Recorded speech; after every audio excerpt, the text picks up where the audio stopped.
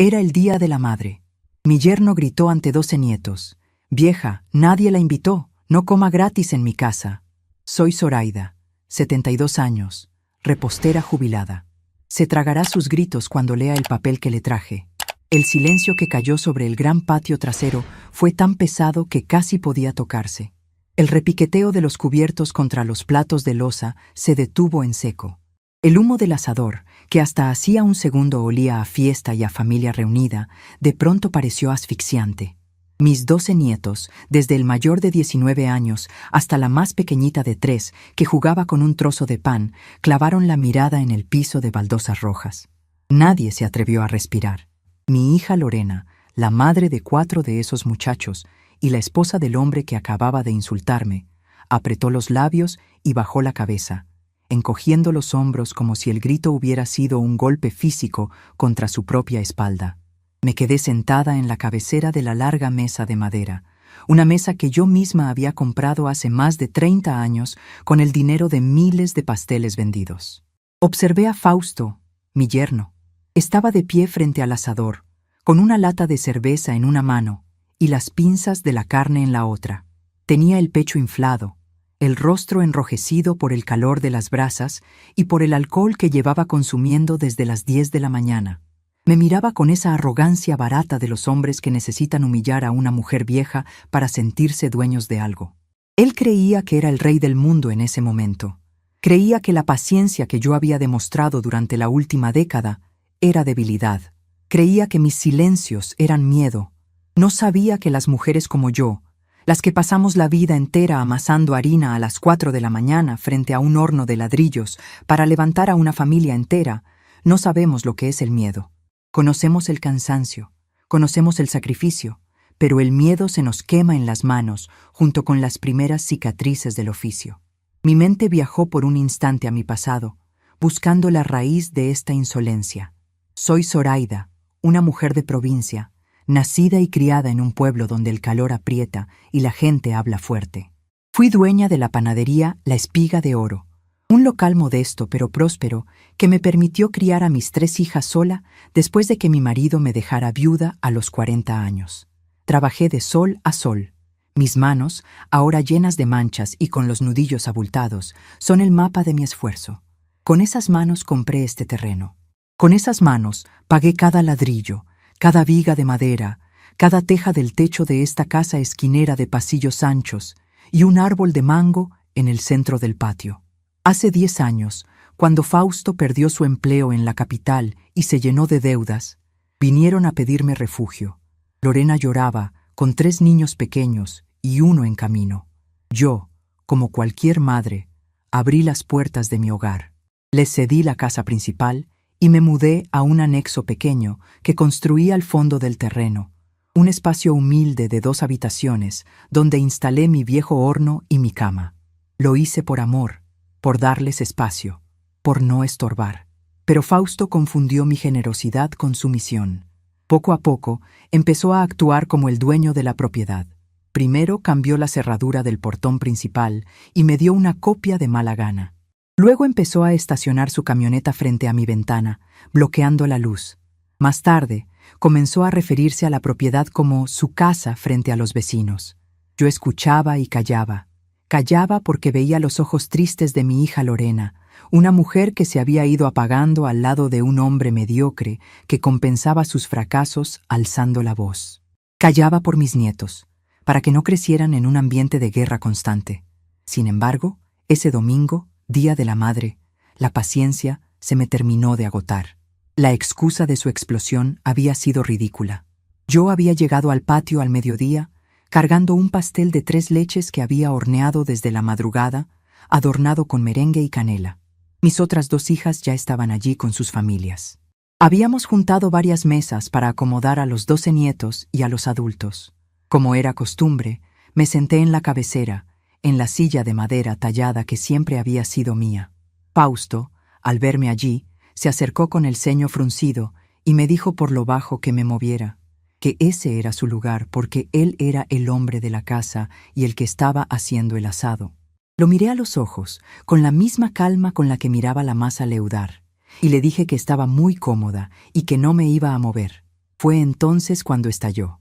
Dio un golpe con las pinzas contra el asador y soltó el grito que congeló la tarde. Vieja, nadie la invitó. No coma gratis en mi casa. Las palabras flotaron en el aire caliente de la tarde. Comer gratis. Mi casa. Sentí un fuego subiendo por mi garganta, pero no era vergüenza. Era una indignación pura y cristalina. Observé la escena frente a mí. Mis hijas evitaban mi mirada. Mis yernos menores, esposos de mis otras 2 hijas, miraban sus propios zapatos, incómodos pero cobardes, sin atreverse a contradecir al machito del grupo. El único que parecía a punto de reaccionar era Mateo, mi nieto mayor, hijo de Lorena. Vi cómo apretaba los puños bajo la mesa y hacía el ademán de levantarse. Lo detuve con una sola mirada.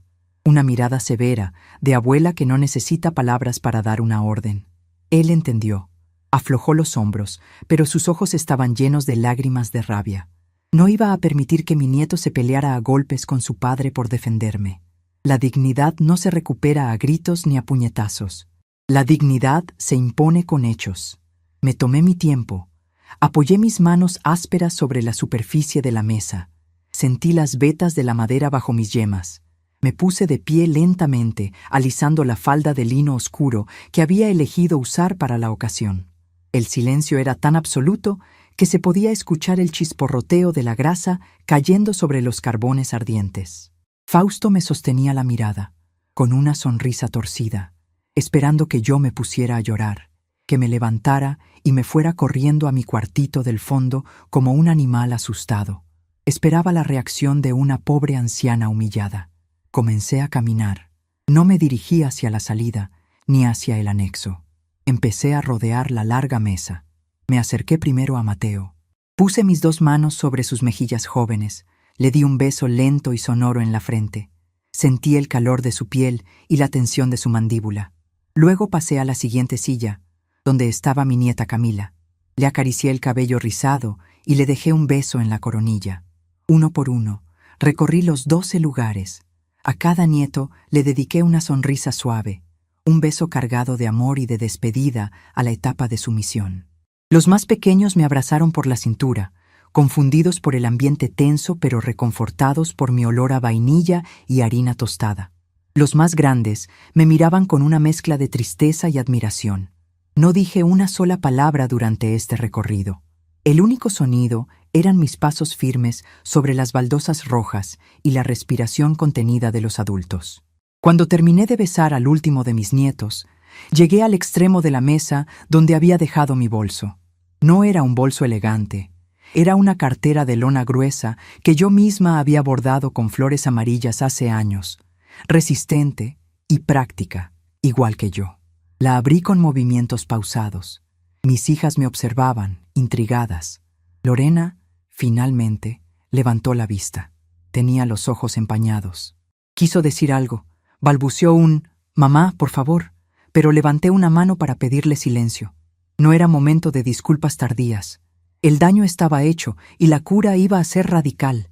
Metí la mano en la bolsa de lona. Mis dedos rozaron mi viejo monedero, un paquete de pastillas de menta, y finalmente encontraron la textura lisa del papel grueso. Saqué un sobre de papel manila, atado con un cordón en forma de 8. Me giré hacia Fausto. Él seguía junto al asador, pero su sonrisa burlona había empezado a desvanecerse al ver que mi reacción no era la que él esperaba. Mi tranquilidad lo estaba descolocando.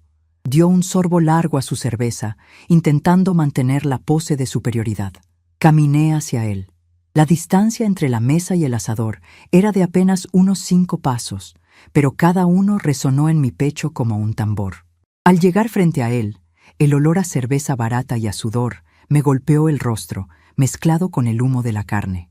Lo miré de arriba a abajo, sin una pizca de rencor, solo con la frialdad de quien observa un insecto molesto que está a punto de ser apartado del camino. Extendí mi mano y le ofrecí el sobre. Él lo miró, frunciendo el ceño. «¿Qué es esto, Zoraida?», preguntó. Su voz ya no tenía el volumen estridente de antes. Había una ligera vibración de duda en sus palabras. «Ábralo», respondí. Mi voz salió firme, clara, resonando en el patio con la autoridad de una matriarca que ha recuperado su trono. Fausto dejó las pinzas sobre el borde del asador. Se secó la mano derecha en el delantal manchado de grasa que llevaba puesto y tomó el sobre. Desató el cordón con cierta torpeza. Sus dedos, gruesos y poco acostumbrados al trabajo fino, tiraron del papel hasta sacar el contenido. Eran 3 folios grapados. Arriba, en el membrete, destacaba el sello del Registro de Instrumentos Públicos de la provincia y la firma en tinta azul del notario don Anselmo, un viejo amigo mío. Fausto empezó a leer. Sus ojos recorrieron las primeras líneas. Vi cómo la nuez de su garganta subía y bajaba al tragar saliva. La primera página era una copia certificada y actualizada de la escritura de la propiedad.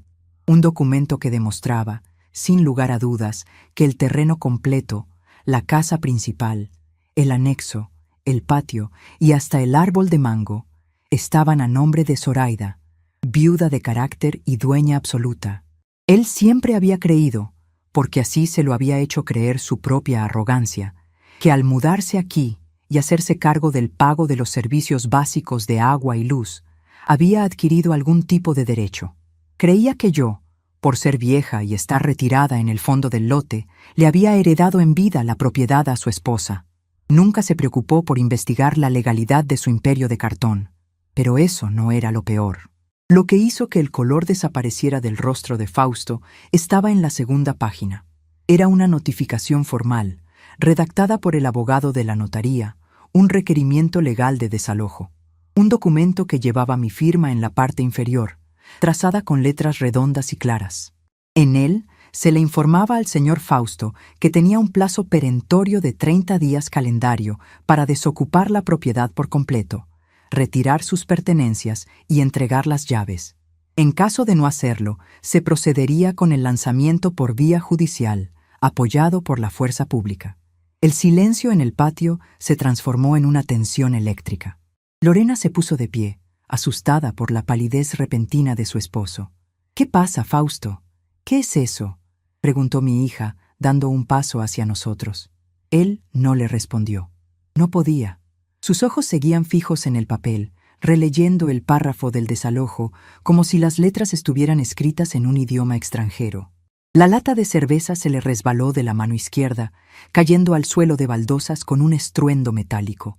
La espuma dorada se derramó sobre sus zapatos, pero ni siquiera se inmutó. Levanté la vista para observar sus manos.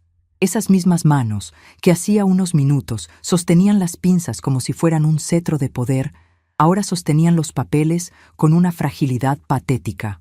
Los bordes de las hojas vibraban. Fausto estaba temblando. Un temblor incontrolable que le nacía en las muñecas y le subía por los brazos. «Parece que hubo una confusión con las invitaciones de hoy», dije, elevando la voz lo suficiente para que todos en el patio me escucharan con claridad. «Usted me dijo que yo venía a comer gratis a su casa. El papel que tiene en sus manos le aclara de quién es el techo que lo cubre, de quién es el piso que pisa, y le avisa que su tiempo de vivir gratis en mi casa se ha terminado». No esperé su respuesta.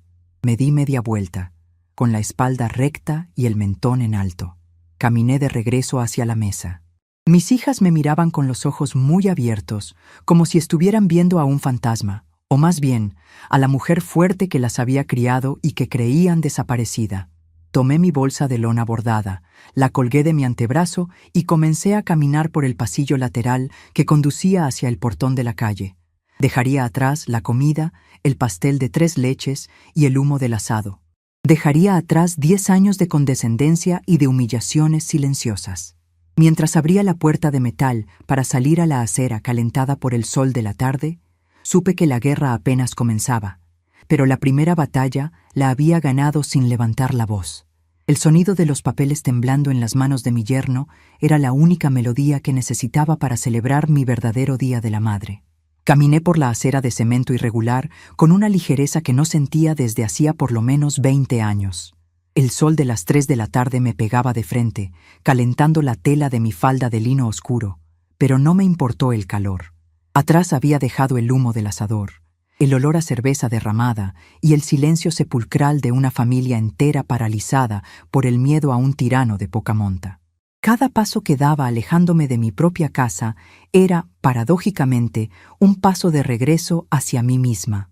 Las calles del barrio estaban tranquilas.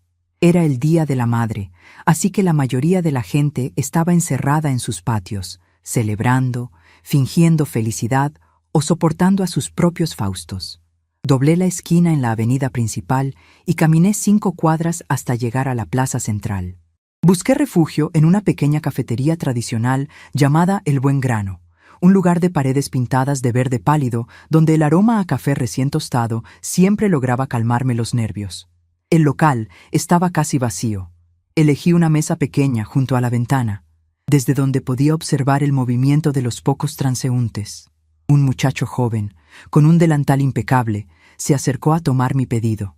Me habló despacio, arrastrando las vocales, casi gritando, y con ese tono dulce pero condescendiente que los jóvenes reservan para los niños pequeños y para los ancianos. Me preguntó si quería un vasito de agua tibia para acompañar un té de manzanilla, porque seguro el café negro me iba a caer pesado al estómago a mi edad. Lo miré a los ojos, esbocé una sonrisa amable pero firme y le pedí un café negro, bien cargado, sin azúcar y con un vaso de agua mineral con hielo. El muchacho parpadeó, sorprendido por la firmeza de mi voz, asintió rápidamente y se marchó hacia la barra. Mientras esperaba mi pedido, abrí mi vieja cartera de lona bordada. Metí la mano y saqué mi pequeño radio de transistores plateado. Era un aparato pesado y resistente, con una abolladura en el costado izquierdo. Recuerdo del día en que un bulto de 50 kilos de harina se le cayó encima en el año 98. A pesar del golpe, el radio seguía funcionando a la perfección. Durante 30 años, ese pequeño cajón de metal fue mi única compañía en las madrugadas silenciosas de la panadería, cuando el mundo entero dormía y yo me enfrentaba a la masa. Lo encendí, giré la perilla del volumen al mínimo y busqué una estación de noticias en amplitud modulada. El suave chisporroteo de la estática y la voz grave del locutor me devolvieron a mi centro. Ese incidente con el mesero me hizo reflexionar sobre algo que llevaba años observando en silencio. Cuando una mujer cumple 60 años, la sociedad le tira encima una manta invisible. Dejamos de ser personas con carácter, con historia y con inteligencia, para convertirnos simplemente en la abuelita. Nos quitan el nombre y nos ponen una etiqueta. La gente asume que nuestras mentes se vuelven lentas al mismo ritmo que nuestras rodillas. Creen que el pelo blanco es un síntoma de ingenuidad. Asumen que si caminamos despacio es porque no sabemos a dónde vamos. Fausto cometió exactamente ese error. Durante una década entera, me vio sentada en mi mecedora frente al anexo del fondo, tejiendo de vez en cuando o leyendo el periódico, y pensó que yo era un mueble más del inventario. Pensó que mi silencio frente a sus desplantes era falta de carácter. Nunca entendió que las mujeres que levantamos negocios desde la nada, que criamos hijas solas y que conocemos el peso exacto de cada centavo que entra en nuestras casas, no callamos por estupidez. Callamos porque estamos evaluando. Callamos porque sabemos que la paciencia es la herramienta más afilada que existe. Mi invisibilidad fue mi mejor escudo, y su arrogancia, su peor trampa. El mesero regresó con mi café negro. El vapor oscuro subía en espirales. Le di un sorbo. El sabor amargo me despertó por completo los sentidos. Era el momento de organizar mis recursos. La bomba ya había explotado en el patio de mi casa, pero la guerra de verdad comenzaría mañana a primera hora. Volví a meter la mano en mi bolso de lona y saqué una libreta de hule negro. No era un diario íntimo ni un álbum de recuerdos nostálgicos. Era mi libro de contabilidad personal. Las tapas estaban un poco desgastadas y algunas páginas tenían manchas antiguas de extracto de vainilla, pero por dentro los números estaban escritos con una tinta azul impecable, en columnas perfectas y ordenadas. Abrí la libreta en la página 42. Allí estaba el resumen de mis cuentas bancarias. Fausto siempre creyó que mi única fuente de ingresos era la pensión mínima que me daba el gobierno y que yo dependía de él para no morir de hambre. Jamás le pasó por la cabeza preguntarse qué había hecho yo con el dinero de la venta de la maquinaria industrial, los hornos rotativos y las amasadoras cuando cerré la espiga de oro hace 5 años. Ese dinero, producto de décadas de trabajo brutal, no se lo regalé a nadie ni lo malgasté. Lo puse en fondos de inversión a plazo fijo bajo la asesoría de don Anselmo, el mismo notario que redactó el aviso de desalojo. Pasé el dedo índice por encima de las cifras. Tenía dinero suficiente para pagar abogados durante años si Fausto decidía atrincherarse y pelear en los tribunales. Tenía fondos para alquilar un apartamento de lujo mañana mismo si deseara abandonar la casa. Pero no lo iba a hacer. Esa casa la pagué yo, ladrillo por ladrillo, amasando pan a las 3 de la mañana con las manos llenas de ampollas por las quemaduras del horno. No le iba a ceder ni 1 milímetro de mi esfuerzo a un hombre que se sentía grande pisoteando a los demás. Anoté en una página en blanco de mi libreta de hule negro los pasos a seguir. El desalojo era un proceso legal que tomaba 30 días, pero yo no me iba a quedar sentada en mi cuarto del fondo esperando a que él hiciera las maletas por voluntad propia. Conocía perfectamente a los hombres como mi yerno, hombres de ego frágil y voz alta. Su primera reacción al leer el papel seguramente fue la negación. Luego vendría la ira. Después, intentaría usar a mi hija Lorena y a mis nietos como escudos humanos para hacerme sentir la peor madre del mundo. Yo tenía que estar 3 pasos adelante. Mi primer movimiento estratégico estaba claro: cortar sus fuentes de comodidad. Fausto se sentía el rey de la casa porque tenía televisión por cable con el paquete de deportes premium para ver sus partidos de fútbol los fines de semana y porque disfrutaba de internet de alta velocidad para jugar en su teléfono. Todo eso, por supuesto, estaba a mi nombre. Él solo me daba unos billetes arrugados a fin de mes para que yo fuera a pagar las facturas, haciéndome sentir que me estaba haciendo un favor. Escribí en la libreta con letra firme: lunes, 8 de la mañana. Oficina de telecomunicaciones. Iba a cancelar absolutamente todos los servicios adicionales. Dejaría solo la línea telefónica básica. Quería ver su cara cuando encendiera el televisor enorme que compró a crédito y solo viera una pantalla negra. Luego pensé en los servicios básicos, el agua y la electricidad. No podía dejarlos sin agua por mis nietos, pero sí podía solicitar a la compañía eléctrica que bajaran la potencia contratada al mínimo indispensable. Adiós a sus largas duchas con agua hirviendo y al aire acondicionado que mantenía encendido todo el día en su habitación mientras yo pasaba calor en el anexo. Iba a reducir su calidad de vida a lo estrictamente necesario.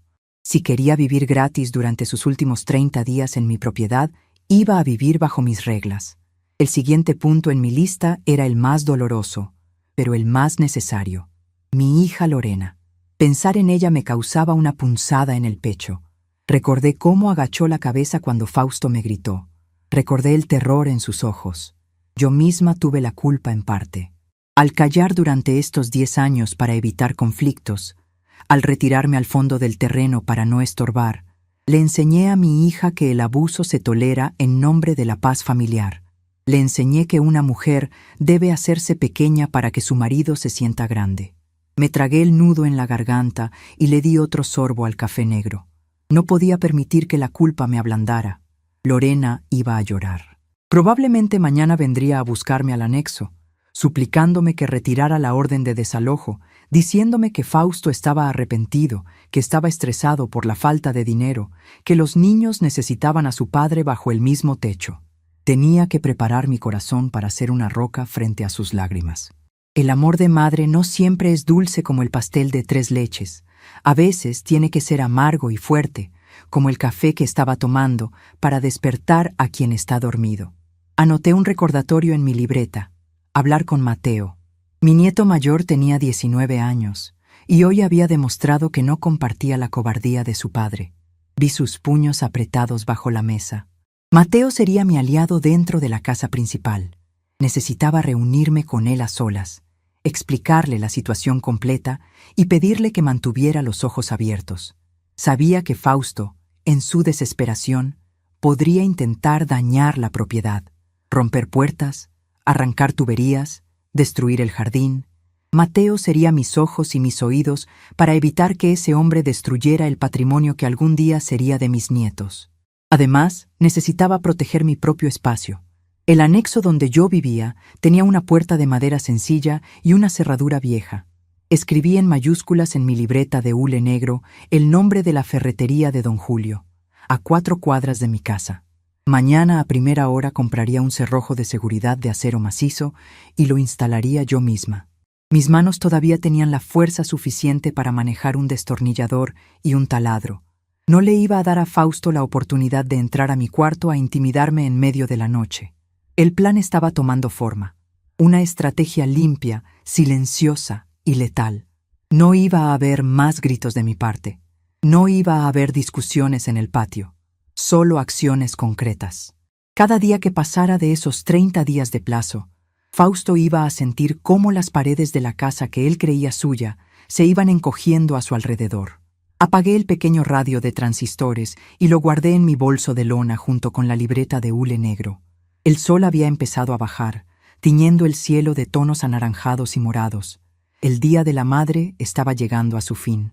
Pagué la cuenta en efectivo, dejando una buena propina en la mesa para el joven mesero condescendiente. Me levanté de la silla, alisando las arrugas de mi falda. Me sentía entera. Durante 10 años fui un fantasma amable que horneaba galletas y barría las hojas del patio. Fui la suegra dócil, la abuela silenciosa, la mujer invisible. Pero el hombre que creyó que podía humillarme frente a mi propia sangre cometió el error de despertar a la dueña de la casa. Y ahora iba a descubrir que la dueña no le tenía miedo a las cenizas, porque llevaba toda su vida trabajando con fuego. Me desperté a las 4 de la mañana por pura costumbre. El reloj interno de una panadera nunca se descompone, ni siquiera 5 años después de haber apagado los hornos comerciales por última vez. Me levanté en la oscuridad de mi anexo, encendí la luz amarilla del techo y preparé mi café negro. Mientras el agua hervía en la olla de peltre, repasé mentalmente las notas que había escrito la tarde anterior en mi libreta de hule negro. El plan estaba trazado y el lunes apenas comenzaba. A las 7 en punto de la mañana, cuando el barrio apenas despertaba con el sonido de los primeros autobuses, yo ya estaba de pie frente al mostrador de la ferretería de Don Julio. Compré un cerrojo de acero macizo, pesado y frío al tacto, junto con una caja de tornillos largos. Don Julio, un hombre de bigote canoso que me conocía de toda la vida, me ofreció enviar a uno de sus muchachos para instalarlo. Le agradecí con una sonrisa, pero le dije que mis manos todavía sabían usar un destornillador. Regresé a mi anexo y dediqué la siguiente hora a perforar la madera y fijar el cerrojo. El chasquido metálico que hizo la tranca al deslizarse en su lugar fue mi primera declaración de independencia del día. Nadie iba a entrar a mi refugio sin mi permiso. A las 9 de la mañana, tomé un autobús hacia el centro de la ciudad. Entré a la oficina de telecomunicaciones, tomé mi turno y esperé pacientemente. Cuando la muchacha del mostrador me llamó, me saludó con esa amabilidad exagerada que le dedican a los ancianos, pensando seguramente que yo venía a quejarme de un cobro extra o a pedir ayuda para entender mi factura. Saqué mi documento de identidad y le ordené la cancelación inmediata del paquete de canales de deportes y del servicio de Internet de alta velocidad de la casa principal. La joven parpadeó varias veces, confundida. Me advirtió que perdería todos los beneficios premium y me preguntó si estaba completamente segura. Le respondí que nunca en mi vida había estado más segura de algo y que dejara únicamente la línea telefónica básica. Firmé los papeles con mi letra redonda y salí de allí con el recibo de cancelación en el bolsillo de mi falda. Mi siguiente parada fue la compañía de electricidad. El trámite allí fue un poco más burocrático, pero mi condición de propietaria absoluta del terreno me abrió todas las puertas. Solicité una reducción técnica en la capacidad de carga eléctrica para el medidor de la casa grande. El empleado que me atendió me miró por encima de sus anteojos y me explicó que, con esa reducción, si alguien encendía el aire acondicionado y la ducha eléctrica al mismo tiempo, los fusibles no aguantarían y se cortaría la luz de inmediato. Asentí con la cabeza. Le di las gracias por la explicación técnica y firmé la autorización. Esa era exactamente la trampa que quería tender. Regresé a mi casa al mediodía. El sol calentaba el patio y el árbol de mango daba una sombra generosa. La casa principal estaba en silencio. Mis nietos estaban en la escuela, Lorena en el mercado y Fausto, supuestamente, buscando trabajo, aunque todos sabíamos que pasaba las mañanas apostando en los billares del barrio vecino. Me encerré en mi anexo, pasé mi nuevo cerrojo de acero y encendí mi radio de transistores a un volumen muy bajo. En lugar de tejer o ver novelas, saqué de una caja de cartón mi vieja colección de moldes de hojalata para hornear. Eran moldes antiguos, algunos con forma de estrella, otros redondos y profundos. Me senté junto a la ventana con un trapo limpio y un frasco de pulimento, y comencé a frotar el metal hasta sacarle brillo, esperando pacientemente a que la tarde cayera y mi yerno regresara. A las 6 de la tarde, escuché el motor ruidoso de la camioneta de Fausto estacionarse bruscamente en la calle. Escuché el portón metálico abrirse y cerrarse con un golpe seco. Sus pasos pesados resonaron por el pasillo hasta la casa principal. Yo seguí puliendo un molde para bizcochos, sin alterar mi respiración. 10 minutos después, la tranquilidad del patio se rompió. Desde mi ventana, a través de los cristales, escuché los primeros gritos apagados por las paredes de la casa grande. Fausto estaba bramando. Seguramente había encendido su enorme televisor comprado a crédito para ver el resumen de los partidos de fútbol y se había encontrado con una pantalla azul que exigía la contratación del servicio. Luego, imagino que intentó conectar su teléfono al internet para jugar, solo para descubrir que la red había desaparecido del aire. No salió al patio a reclamarme. El recuerdo del documento notarial de desalojo que le entregué el día de la madre todavía le quemaba en las manos. Sabía que un paso en falso, un insulto directo hacia mí, y yo podía llamar a la policía para acelerar su salida por hostigamiento. Así que desquitó su furia con los objetos. Escuché el golpe de una puerta cerrarse con violencia, pero la verdadera prueba llegó una hora más tarde. El calor de la noche empezaba a sentirse pegajoso. Fausto, fiel a su rutina de hombre que exige comodidades que no paga, encendió el aire acondicionado de su habitación. Unos minutos después, seguramente decidió tomar un baño con agua caliente para relajar su supuesta tensión. De repente, un sonido sordo resonó en la pared exterior de la casa principal. El interruptor principal había saltado. Las luces de la casa grande se apagaron de golpe, sumiendo a Fausto, a Lorena y a mis nietos en una oscuridad total. Mi anexo, que tenía un cableado independiente y consumía lo mínimo, seguía perfectamente iluminado. Mi pequeño ventilador de aspas seguía girando y mi radio de transistores seguía murmurando una vieja canción de bolero. Sonreí en silencio. La ejecución de mi plan estaba funcionando con la precisión de una receta de repostería bien medida. A las 8 de la noche, escuché unos toques suaves y temblorosos en la puerta de mi anexo. No eran los golpes arrogantes de Fausto, eran los nudillos de mi hija. Deslicé el cerrojo de acero y abrí la puerta. Lorena estaba parada allí, iluminada por la luz amarilla de mi entrada. Tenía los ojos hinchados, los hombros caídos y las manos entrelazadas sobre el estómago. Parecía 10 años mayor de lo que realmente era. La invité a pasar y le ofrecí asiento en la única silla de madera que tenía frente a mi cama. Yo me quedé de pie, apoyada contra la pequeña mesa donde guardaba mi libreta de hule negro.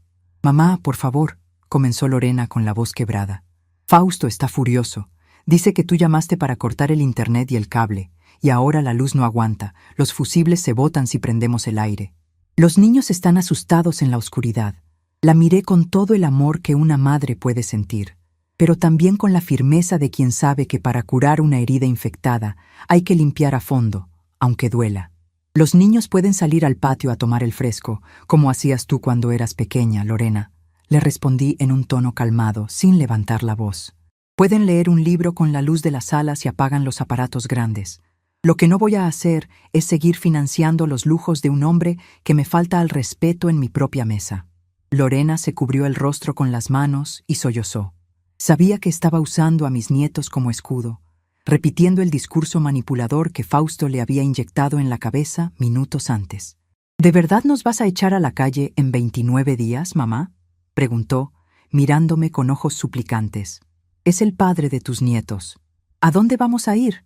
No tenemos dinero para un alquiler». Caminé hacia ella y le puse una mano sobre el hombro. Sentí la tensión de sus músculos bajo la tela de su blusa. «A ti y a mis nietos nunca les faltará un techo. Esta casa es tan tuya como mía», le dije, midiendo cada palabra. Pero el tiempo de Fausto aquí se terminó. Él tiene 29 días para recoger su arrogancia y buscar dónde caer muerto.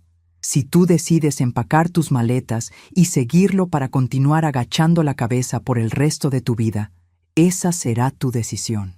Será tu cruz, no la mía. Yo ya cargué mi cruz trabajando de madrugada para comprar estos ladrillos, y no voy a dejar que él los convierta en polvo. Lorena no supo qué responder. Estaba tan acostumbrada a ceder ante los gritos de su marido que mi tranquilidad implacable la desarmó por completo. Lloró un rato más en mi habitación. Le ofrecí un vaso de agua mineral que aceptó en silencio. Cuando se calmó, se levantó, me dio un beso frío en la mejilla y regresó a la oscuridad de la casa principal. Me dolió verla salir así, derrotada por su propio miedo, pero sabía que era un paso necesario. El veneno de la sumisión no se cura con abrazos tiernos. Al día siguiente, martes por la tarde, tuve una visita muy diferente. Mateo, mi nieto mayor, cruzó el patio mientras su padre estaba fuera. Vio el nuevo cerrojo de acero en mi puerta y sonrió de medio lado. Le hice señas para que entrara. Saqué del pequeño refrigerador que tenía en mi cuarto un trozo del pastel de 3 leches que había sobrado del domingo. Se lo serví en un plato de loza blanca y nos sentamos a conversar. Mateo tenía 19 años, pero la vida en esa casa lo había obligado a madurar rápido. Tenía la mirada inteligente y las manos grandes, muy parecidas a las de mi difunto marido. Le expliqué la situación legal sin adornos. No insulté a su padre, no usé palabras despectivas. Simplemente le expuse los hechos, el documento de propiedad, el aviso notarial de desalojo y el plazo de 30 días. Mateo comía su pastel en silencio, asintiendo con la cabeza a cada frase mía. Ayer pateó una silla en la cocina cuando se fue la luz, me confesó Mateo, bajando la voz por instinto. Dijo que antes de largarse de aquí iba a arrancar las tuberías de cobre de los baños y a romper los cristales de las ventanas. Dijo que si la casa no era suya, te la iba a dejar en ruinas. No me sorprendió la amenaza. Los hombres cobardes siempre atacan a los objetos cuando no pueden someter a las personas. Le di un sorbo a mi café negro y miré a mi nieto directamente a los ojos. Por eso necesito que seas mis ojos y mis oídos en esa casa, Mateo. Le pedí, poniendo mi mano arrugada sobre la suya. Tu padre es como un animal acorralado ahora mismo. Sabe que perdió el poder, pero su orgullo no le permite aceptarlo. Necesito que vigiles la propiedad. Si intenta romper una sola cañería o dañar una puerta, me avisas de inmediato. Tengo a la policía a una llamada de distancia y no dudaré en hacer que lo saquen esposado si destruye mi patrimonio. Mateo apretó los labios y asintió con firmeza. No voy a dejar que rompa tu casa, abuela, te lo prometo, dijo, y supe que hablaba en serio. En ese momento sellamos una alianza silenciosa. Fausto creía que controlaba a su familia, pero la lealtad verdadera no se impone con gritos, se gana con respeto. Los días siguientes se convirtieron en una guerra fría de nervios y resistencia. Fausto intentó intimidarme con pequeñas acciones ridículas, propias de un niño haciendo un berrinche. Una tarde, estacionó su gran camioneta de reversa, pegando el parachoques trasero a escasos centímetros de la puerta de mi anexo, bloqueando mi salida casi por completo. Esperaba que yo saliera a gritarle, a pedirle por favor que moviera el vehículo. En lugar de eso, saqué mi libreta de hule negro, busqué el número de la oficina de tránsito municipal y llamé desde mi teléfono fijo. Reporté un vehículo estacionado de forma irregular que bloqueaba el acceso peatonal dentro de los límites de propiedad compartida. A la mañana siguiente, un oficial dejó una multa amarilla pegada en el parabrisas de la camioneta. Fausto tuvo que moverla, maldiciendo entre dientes, sin atreverse a mirarme a los ojos. Otra mañana de sábado, intentó fastidiarme encendiendo el estéreo de su camioneta a todo volumen, reproduciendo música a un nivel insoportable justo frente a mi ventana. No dije una palabra. Salí de mi anexo con tranquilidad, desenrollé la manguera verde del jardín y comencé a regar el árbol de mango, apuntando el chorro de agua estratégicamente para que la brisa arrastrara una lluvia constante directamente hacia la ventanilla abierta de su camioneta. Tuvo que saltar del asiento, empapado, para subir el vidrio a toda prisa y apagar el estéreo. Yo seguí regando las raíces de mi árbol, tarareando al ritmo de mi radio de transistores. El tiempo corría a mi favor. Cada vez que él intentaba usar el aire acondicionado y la ducha a la vez, La casa se quedaba a oscuras, recordándole quién tenía el control de la energía. Cada vez que quería ver un partido de fútbol, el silencio de la pantalla lo obligaba a enfrentar su propia realidad. Sus comodidades se esfumaban una por una, y el espacio que él consideraba su reino se encogía a su alrededor como una soga que se aprieta lentamente. El mes avanzaba implacable. Su arrogancia se estaba desmoronando sin que yo tuviera que alzar la voz ni una sola vez, consumida por el fuego lento de mi paciencia, mientras los días tachados en el calendario de mi pared le anunciaban que su destierro era inminente. El día 28 amaneció con un cielo gris y pesado, de esos que anuncian una tormenta de verano que nunca termina de romper. El calor en el patio era sofocante, pegajoso, pero yo estaba acostumbrada a temperaturas peores frente a los hornos de la espiga de oro. Sentada en mi mecedora, bajo la sombra generosa del árbol de mango, observaba la casa principal. La dinámica del hogar se había transformado por completo en las últimas 4 semanas. Parecía un ecosistema al que le habían cambiado el clima de golpe. Fausto era el que peor llevaba la nueva estación. Su deterioro físico y mental era evidente. Sin su aire acondicionado, sin sus partidos de fútbol, sin el internet para evadirse de su propia mediocridad, se había visto obligado a habitar su propia realidad, y claramente no le gustaba el vecindario. Caminaba por los pasillos arrastrando los pies, con la barba crecida de varios días y los ojos inyectados en sangre. Su arrogancia inicial, esa que lo hizo gritarme frente a mis 12 nietos el día de la madre, se había encogido hasta convertirse en un resentimiento mudo y cobarde. Había intentado un par de trucos sucios más durante esos días, como dejar las llaves de los grifos abiertas para desperdiciar el agua o tirar basura cerca de la puerta de mi anexo. Pero Mateo, fiel a su promesa, cerraba las llaves de inmediato y barría la basura antes de que yo siquiera tuviera que levantarme. Mi nieto mayor se había convertido en un muro de contención silencioso entre la rabieta de su padre y mi tranquilidad. Esa tarde de jueves, el reloj de la sala marcaba las 5 cuando la tensión finalmente alcanzó su punto de ebullición. Yo estaba en mi anexo, limpiando mis viejos moldes de hojalata y escuchando un programa de boleros en mi radio de transistores plateado. De pronto, un estruendo metálico hizo vibrar los cristales de mi ventana. Apagué el radio de inmediato. El sonido venía del patio. Me asomé y vi a Fausto pateando una silla de hierro forjado contra la pared. Llevaba una maleta negra a medio cerrar en una mano y con la otra señalaba a mi hija Lorena, que lloraba de pie junto a la puerta de la cocina. «Te he dicho que empaques a los niños, Lorena», bramó Fausto, con la voz rasposa por la rabia. «No me voy a quedar un minuto más en este chiquero esperando a que tu madre me mande a la policía. Nos vamos todos de aquí, ahora mismo». Lorena negaba con la cabeza, temblando de pies a cabeza. Mis nietos más pequeños miraban la escena desde la ventana de la sala, con los ojitos muy abiertos por el miedo. «Fausto, por favor, no tenemos a dónde ir», suplicaba mi hija, retorciéndose las manos. «Los niños están a mitad del año escolar. No puedes pedirme que los saque a la calle. Habla con mi mamá, pídele perdón, seguro ella». «Yo no le pido perdón a esa vieja», la interrumpió él, dando un paso amenazador hacia ella. «Tú eres mi esposa y tu deber es seguirme. Si no vienes conmigo, te juro que no vuelves a ver un centavo mío, a ver cómo le das de comer a estos mocosos». Era el momento. El reloj del horno había sonado y la masa estaba lista para el fuego final. Deslicé el cerrojo de acero macizo de mi puerta. Salí al patio con pasos lentos pero firmes, alisando mi falda de lino. No llevaba las manos vacías.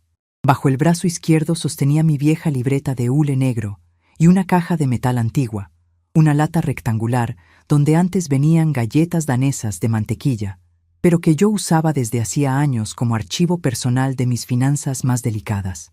Al escuchar mis pasos sobre las baldosas rojas, Fausto se giró hacia mí. Sus ojos destilaban odio, pero también un terror profundo que intentaba camuflar con volumen.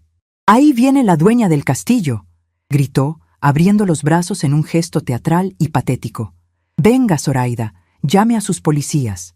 Ya me voy, pero me llevo a mi familia, porque ellos son míos, no suyos».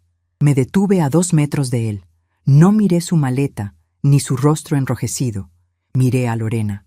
Mi hija tenía la mirada rota, atrapada entre el miedo al abandono y el pánico de seguir a un hombre que la arrastraría al fondo del abismo.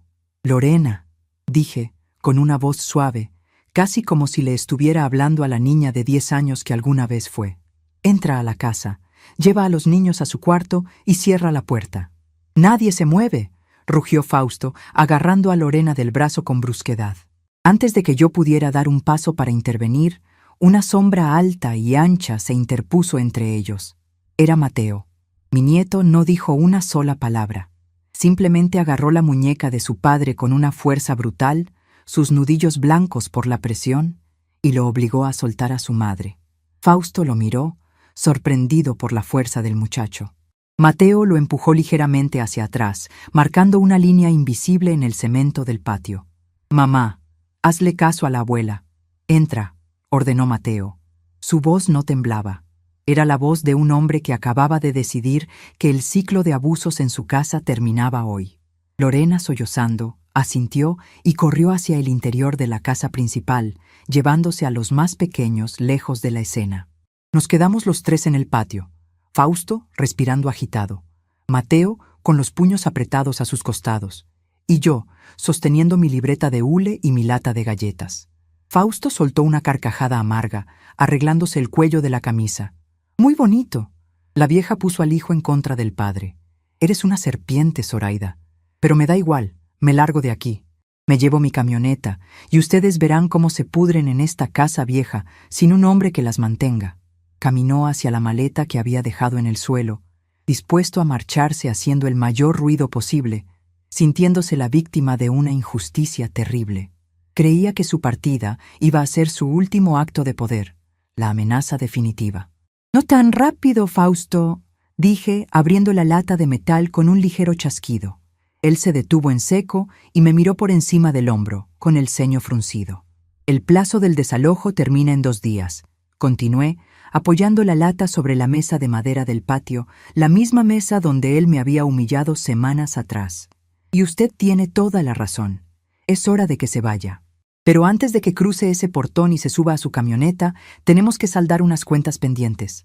Usted habla mucho de mantener a esta familia, pero creo que su memoria, igual que su hombría, es bastante defectuosa».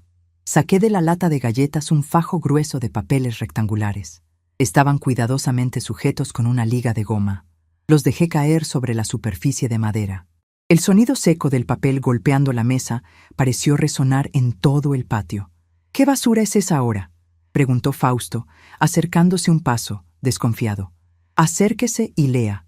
Usted sabe leer, ¿verdad?». Lo demostró bastante bien el Día de la Madre. Fausto dudó, pero la curiosidad y el miedo pudieron más que su orgullo. Se acercó a la mesa y miró los papeles. Su rostro, que hasta ese momento estaba rojo por la furia, perdió todo su color en cuestión de segundos. Su mandíbula cayó ligeramente. Eran pagarés, documentos de deuda, 25 en total, para ser exacta. «Usted siempre pensó que yo me pasaba las tardes tejiendo y escuchando novelas en mi radio de transistores, Fausto. Pensó que yo era una pobre viuda ignorante», dije, abriendo mi libreta de hule negro en la página correspondiente a sus desastres financieros. «Durante los últimos 5 años, usted pidió dinero prestado a los prestamistas del centro, a la caja de ahorros del barrio y hasta a los proveedores de repuestos para su camioneta. Dinero que gastó en apuestas, en alcohol y en aparentar una vida que no podía sostener». Él quiso hablar, pero las palabras se le atascaron en la garganta. Sus ojos saltaban de un pagaré a otro, reconociendo su propia firma desordenada en tinta azul en cada uno de ellos. «Lo que usted no sabía», continué, saboreando cada sílaba con la lentitud de un caramelo de miel, «es que los usureros de este pueblo no tienen paciencia. Cuando usted dejó de pagarles, vinieron a buscarlo a esta casa. Yo los recibí en la puerta mientras usted dormía sus borracheras. Y como no quería que le partieran las piernas frente a mis nietos, o que embargaran las pocas cosas de valor que hay en esta casa, llegué a un acuerdo con ellos a través de mi notario, don Anselmo. Yo compré su deuda. Pagué cada centavo en efectivo con el dinero de mi panadería. Yo soy su única acreedora, Fausto». Levanté el pagaré que estaba en la parte superior del fajo. Tenía la cifra más grande de todas. Este, en particular, Es el préstamo que pidió poniendo su amada camioneta como garantía hace 3 años. Ese vehículo en el que planea huir hoy, legalmente, me pertenece. Si usted suma todos estos papeles, me debe una cantidad que no podría pagarme ni trabajando 3 vidas seguidas como lavaplatos. El silencio que se instaló en el patio fue absoluto. Solo se escuchaba el zumbido de una mosca rondando cerca del asador frío y la respiración entrecortada de mi yerno. Mateo me miraba con los ojos muy abiertos, asombrado por el nivel de preparación que su abuela había mantenido en secreto durante un lustro entero. Fausto tragó saliva con dificultad. Sus manos, las mismas que minutos antes habían zarandeado a mi hija, temblaban tanto que tuvo que apoyarlas en el borde de la mesa para no perder el equilibrio. La ilusión de su superioridad se acababa de hacer añicos contra el suelo de cemento. Zoraida, podemos llegar a un arreglo, balbuceó. Su voz ya no era un rugido, era el chillido agudo de un ratón atrapado en una trampa. Usted sabe que yo no tengo ese dinero. No me puede quitar la camioneta. Es mi herramienta para buscar trabajo. Sonreí, pero no había alegría en mi gesto.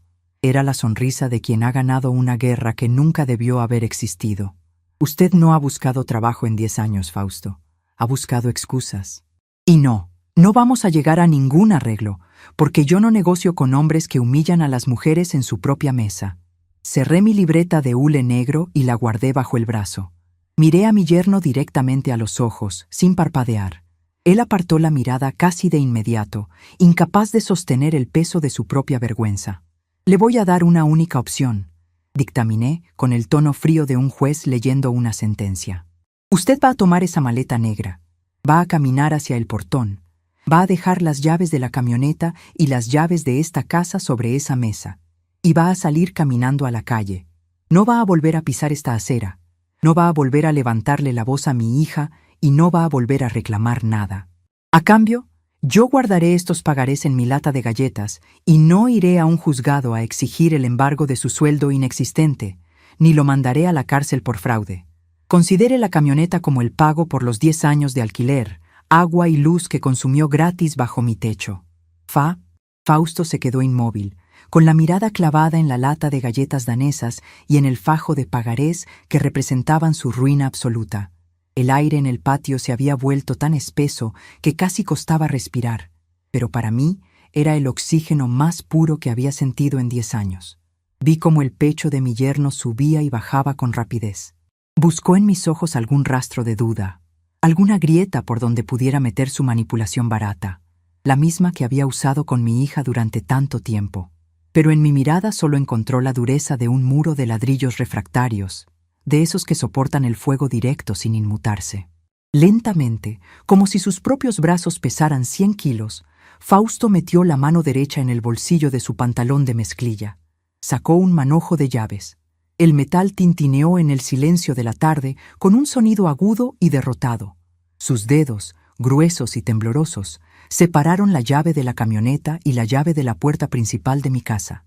Las dejó caer sobre la mesa de madera tallada. El impacto sonó a sentencia definitiva. No dijo una sola palabra. Ya no había gritos, ni insultos, ni amenazas de destruir las tuberías. Su ego, ese monstruo inflado con el que había aterrorizado a mi familia, acababa de ser desinflado por el filo de un papel notariado. Recogió su maleta negra del suelo, arrastrando los pies como un anciano, y comenzó a caminar por el pasillo lateral hacia la calle. Mateo y yo lo observamos en absoluto silencio. Sus pasos resonaron huecos sobre el cemento. Cuando llegó al portón metálico, lo abrió, salió a la acera y lo cerró tras de sí. El golpe del metal encajando en el marco fue el punto final perfecto para una década de cobardía. Justo en ese instante, el cielo gris que nos había estado amenazando toda la tarde finalmente se rompió. Una lluvia gruesa, fría y torrencial comenzó a caer sobre el patio, lavando las baldosas rojas, empapando las hojas del árbol de mango y borrando cualquier rastro del calor sofocante que había dejado la presencia de ese hombre. Mateo soltó un suspiro largo y profundo, como si hubiera estado aguantando la respiración desde el Día de la Madre. Se giró hacia mí, bajó la mirada hacia la mesa, tomó las llaves de la camioneta y me las entregó en la mano. Luego, Sin decir agua va, me envolvió en un abrazo apretado. Sentí la fuerza de sus brazos jóvenes, la lealtad inquebrantable de un muchacho que había elegido el respeto por encima de la sangre envenenada. Le di un par de palmadas firmes en la espalda, sintiendo el olor a lluvia en su camisa. «Se acabó, mi niño», le susurré. «La tormenta ya está afuera, no adentro». Recogí mis pagarés, los guardé en la vieja lata de metal y la acomodé bajo mi brazo junto a mi libreta de hule negro. Caminamos juntos hacia la casa principal. Al abrir la puerta de la sala, el ambiente era lúgubre. Las cortinas estaban cerradas y la luz apagada por la restricción eléctrica que yo misma había impuesto. Lorena estaba sentada en el sofá gastado, abrazando a la más pequeña de mis nietas, mientras los otros dos niños la miraban con los ojos muy abiertos desde la alfombra. Lorena tenía el rostro empapado en lágrimas, esperando escuchar los gritos de Fausto, ordenándoles salir a la calle. Me acerqué a ella a paso lento, dejé mis cosas sobre la mesa de centro y me senté a su lado. Le acaricié el cabello, apartando un mechón húmedo de su frente. «Se fue, Lorena», le dije con voz suave, pero firme. «Dejó las llaves. No va a volver». Mi hija me miró con una mezcla de terror y alivio. El terror de la costumbre rota y el alivio de la libertad repentina. Se derrumbó sobre mi hombro, sollozando con una fuerza que le sacudía el pecho entero. Lloró por los años perdidos, por las humillaciones tragadas en silencio, por el miedo a quedarse sola y por la vergüenza de haber permitido que un hombre mediocre apagara su luz. Yo la sostuve con fuerza, apoyando mi barbilla en su cabeza, dejando que la lluvia cayera afuera mientras ella se limpiaba por dentro. «Llora todo lo que necesites hoy, mi niña», le murmuré al oído. «Vacía el pecho entero. Pero escúchame bien, a partir de mañana, en esta casa no se vuelve a derramar una sola lágrima por un hombre que no sabe el valor de las mujeres que lo rodean. A partir de mañana empezamos a reconstruir». Y así fue. La transformación de nuestra realidad no ocurrió por arte de magia, pero tuvo el ritmo constante y sanador de una masa que leuda en su punto exacto de calor. Al día siguiente, a primera hora, fui a la oficina de electricidad y a la de telecomunicaciones. Restablecí la potencia del medidor de luz y contraté de nuevo el Internet. Pero esta vez, las reglas eran mías. Reuní a Lorena y a Mateo en la cocina y les dejé claro que esta casa funcionaría bajo el principio de la responsabilidad compartida. Lorena estaba asustada. No había trabajado fuera de casa en 15 años y no sabía cómo iba a mantener a sus hijos sin la sombra económica que Fausto fingía proporcionar. Esa misma tarde, fui a mi anexo, empaqué mi vieja colección de moldes de hojalata y los llevé a la cocina de la casa principal. Los puse sobre la gran mesa de granito y encendí mi radio de transistores plateado, sintonizando la estación de boleros a un volumen alegre. «Súbete las mangas, Lorena», le ordené, entregándole un delantal blanco. «El miedo no paga las facturas, pero el trabajo sí, y tú llevas mi sangre. Las mujeres de esta familia sabemos hacer dinero del polvo de la harina». Comencé a enseñarle los secretos que habían levantado la espiga de oro. Le enseñé a sentir la temperatura de la masa con las yemas de los dedos, a medir la levadura a ojo cerrado, a entender que la paciencia es el ingrediente más caro de cualquier receta. Al principio, sus manos temblaban y quemó un par de bandejas de galletas. Pero con el paso de las semanas, vi cómo la tensión abandonaba sus hombros. Amasar se convirtió en su terapia. Golpear la masa contra la mesa de granito era su forma de sacar la frustración acumulada, y ver el pan crecer en el horno le devolvía la confianza en su propia capacidad de crear cosas buenas. Empezamos a vender pasteles y panes artesanales a los vecinos del barrio y luego a un par de cafeterías del centro. El aroma a vainilla, canela y mantequilla tostada reemplazó para siempre el olor a encierro y a cerveza barata que Fausto había dejado impregnado en las paredes. Un mes después de la partida de mi yerno, compré una libreta nueva, una de tapas rojas y gruesas. Se la entregué a Lorena una noche después de la cena, junto con un bolígrafo de tinta negra. «Esta es tuya», le dije, señalando las páginas en blanco. «Aquí vas a anotar cada centavo que entre y cada centavo que salga de tus ventas. El amor propio de una mujer, Lorena, empieza por saber exactamente cuánto vale su trabajo y no depender del bolsillo de nadie para alimentar a sus hijos. Nunca más le entregues el control de tu vida a alguien que no sea capaz de respetarte de pie. Lorena tomó la libreta con ambas manos.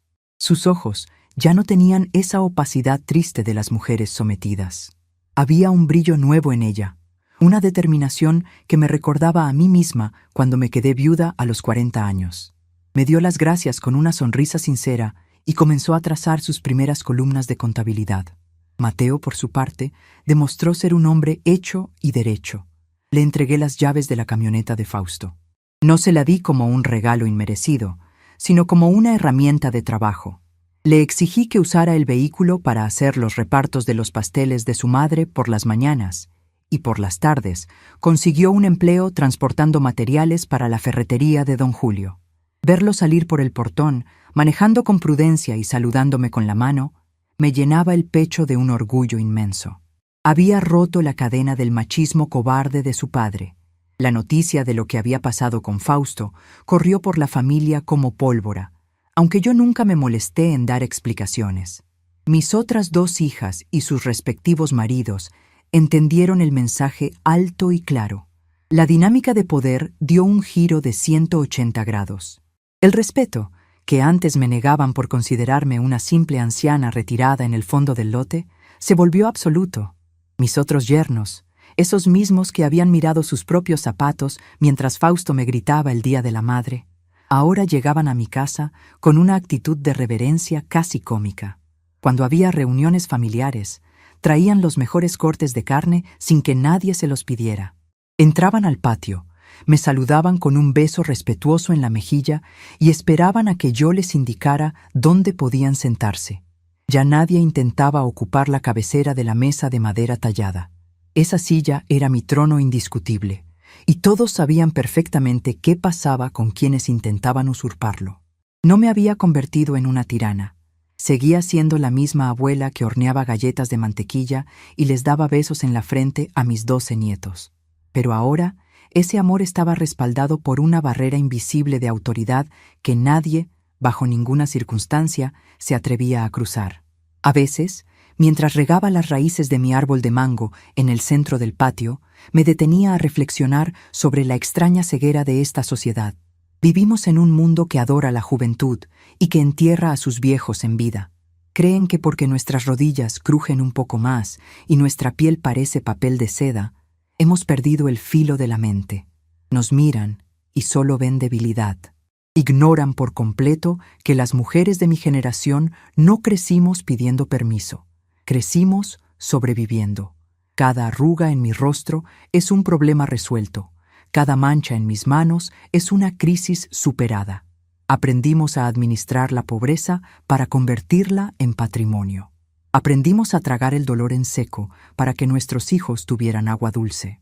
El gran error de Fausto, y el de muchos como él, fue confundir la tranquilidad de la vejez con la sumisión de la derrota. Mi silencio nunca fue un símbolo de rendición. Fue mi sala de planificación. Hoy es domingo. Han pasado 6 meses desde aquel Día de la Madre. El sol de mediodía calienta el patio trasero con una luz dorada y amable. El asador vuelve a echar humo, pero esta vez huele a familia de verdad, a paz recuperada. Mis 12 nietos corren por el patio, jugando al escondite alrededor del anexo del fondo, que ahora uso exclusivamente como mi cuarto de lectura y descanso, porque mi lugar principal ha vuelto a ser el corazón de mi casa. Lorena está en la cocina, sacando del horno un pastel inmenso de chocolate, usando mis viejos moldes de hojalata. Se le escucha reír, una risa fuerte y libre que contagia a los que están a su alrededor. Mateo y mis otros yernos se encargan de la parrilla, bromeando entre ellos sin levantar la voz más de lo necesario. Cuelgo mi cartera de lona bordada en el respaldo de mi silla de madera, justo en la cabecera de la mesa larga. Saco mi radio de transistores plateado, lo pongo sobre el mantel a cuadros y ajusto la perilla del volumen para que un bolero suave acompañe el sonido de los platos y los cubiertos. Me siento lentamente, alisando la tela de mi vestido floreado. Observo mi obra. No hablo solo de la casa de ladrillos, ni del techo de tejas, ni del terreno esquinero. Hablo de mi familia. Estaban a punto de pudrirse bajo el dominio de un hombre pequeño, y tuve que usar el fuego de mi propia dignidad para quemar la mala hierba y dejar que la tierra volviera a respirar. Miro mis manos arrugadas, con los nudillos abultados por el trabajo de tantas madrugadas, amasando en soledad. Son las manos de Zoraida, 72 años, dueña absoluta de su destino y del suelo que pisa. Las mujeres fuertes no nos apagamos con los años, simplemente dejamos de hacer ruido para enseñarle al mundo que, a la hora de la verdad, quien es dueña del fuego nunca le tendrá miedo a las cenizas.